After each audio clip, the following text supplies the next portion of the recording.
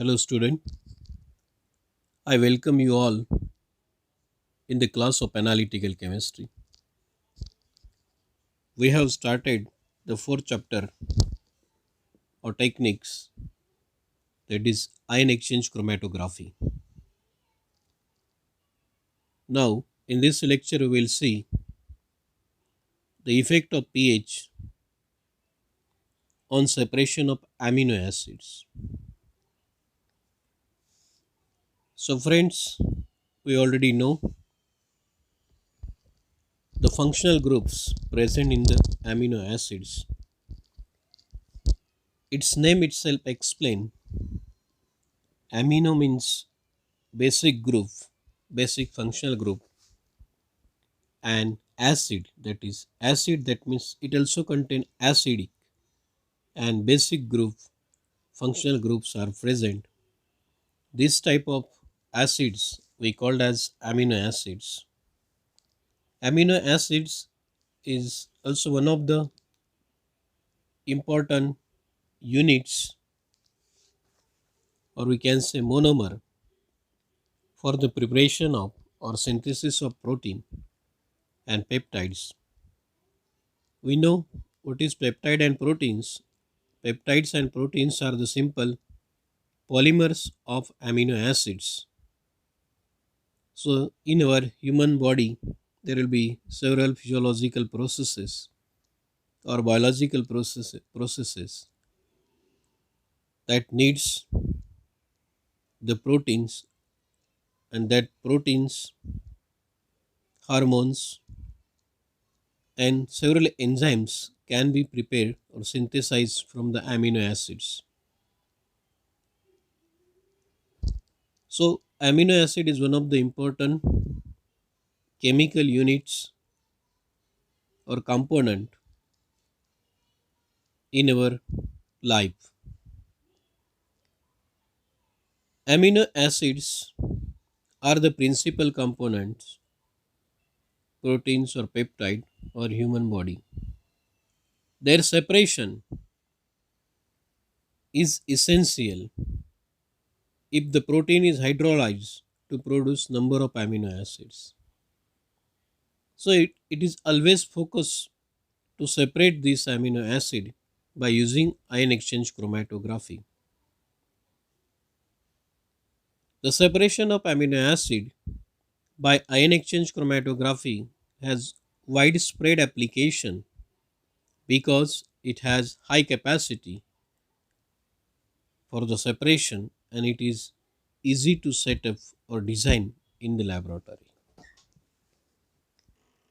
In ion exchange chromatography, pH value is an important parameter for the separation and can be controlled by adjusting carefully by means of a buffer substances.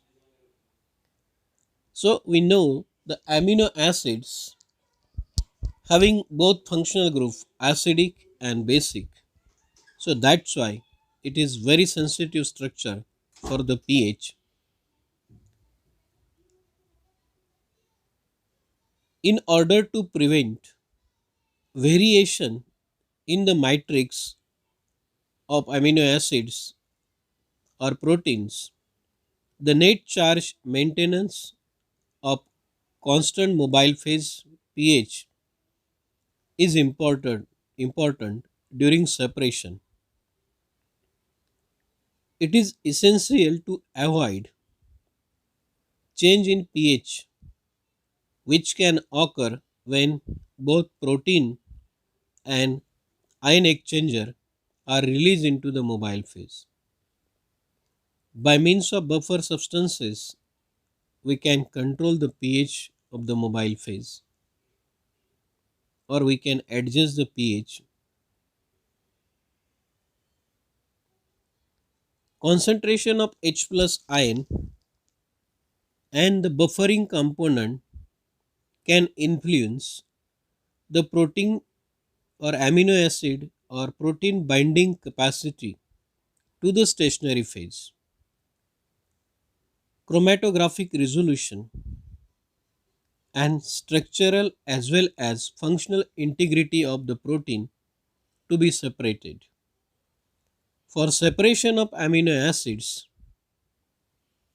acids are amphoteric in nature because the structure itself have both functional group, acidic and basic. That's why it shows both nature. They can act as an acid or base depending on pH value. Amino acid can occurs in three different forms or structure as shown in the figure. If you see the figure, the form B, this form B is called as zwitterionic. That means in a single structure, it has both charges, positive and negative charge. But overall charge on this structure is 0. That means positive, negative, that will cancel. But at this structure, it shows both form, that means positive and negative both charges in a single structure. That's why the form B is called as zwitterionic structure. Zwitter means two. Both ions will be present in the single structure. If you decrease the pH, that means if we move the acidic solution, move to the acidic,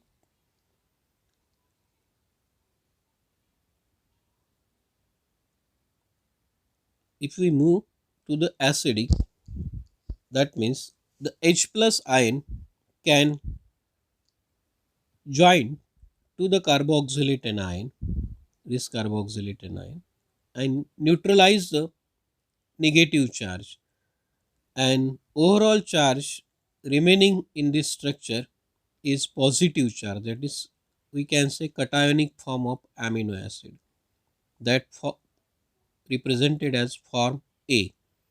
That means form A is the cationic form in acidic solution. In acidic solution, amino acid shows cationic form. In contrary, if you move to the alkaline, in alkaline pH, this quaternary nitrogen or amine functional group can lose the one H plus, that means it liberate the H plus ion and we get the anionic form, that is form represented as form C. That means amino acid shows anionic form in basic solution or in higher pH or basic pH, and it shows a cationic form in acidic pH. So these forms is represented as form A is a cationic form, form B is a zwitterionic form, and form C is the anionic form. Form B is called as zwitterionic form. This form is dominant at the pH corresponding to the isoelectric point of amino acid. That means a specific amino acid shows this form, that is form B, at any pH. This pH value is isoelectric pH or isoelectric point for that specific amino acid. So what is isoelectric point? The isoelectric point is the pH at which net charge on the molecule is 0, or we can say it is in the zwitterionic form. And this isoelectric point or isoelectric pH is specific value for every amino acids. On the basis of this point or isoelectric point, we can able to separate the amino acids from their mixture. In more acidic solution, isoelectric point or pH of carboxylate group is protonated to form a cationic form represented as form A, while in basic solution the quaternary group NH3 plus loses a proton to form anionic form of amino acid represented as form C. The isoelectric point is a specific point or a specific pH for all amino acids.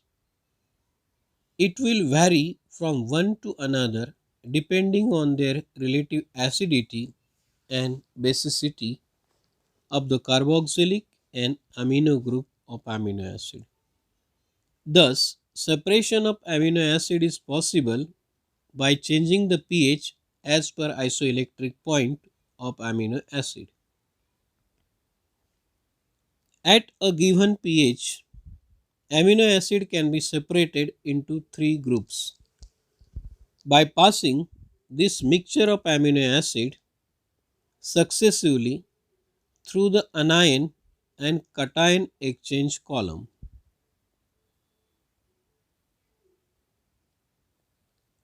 So, the uncharged zwitterionic form, that is form B, will passes through the both column, while positively and negatively charged amino acids will be retained by the respective columns. That means positively charged form of the amino acid is retained in cation exchange region, and anionic form of amino acid is retained by the anion exchange region, and the zwitterionic form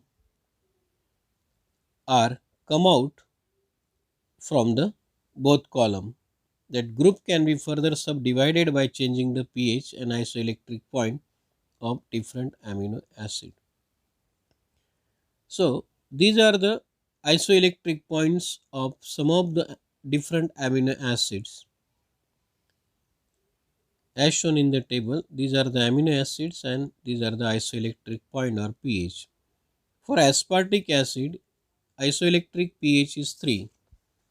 For glutamic acid 3.2, cysteine 5.1, tryptophan 5.9, glycine 6.1, for alanine 6, for histidine 7.6, for lysine 9.7, and arginine 10.8. These are the some essential amino acids, and these are the isoelectric point.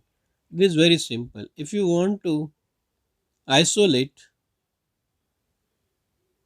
cysteine or aspartic acid from their mixture, so we can just adjust the pH 3 and passing this solution through the both column, that is cation exchange region and anion exchange region, then we can get the aspartic acid from the column as an eluent, and the remaining amino acid will be retained in the respective uh, ion exchange region. So if you want to separate the alanine from this mixture, then you can adjust the pH 6 by using a buffer substances. So other amino acid will be retained in the stationary phase, and alanine will be come out from the column as a pure form. So in this way we can able to separate the different amino acid by adjusting their isoelectric point or isoelectric pH by using a buffer substances. So next is effect of complexing agent on separation of metal ion, that we can see in the next lecture. Here we will stop the lecture. Thank you.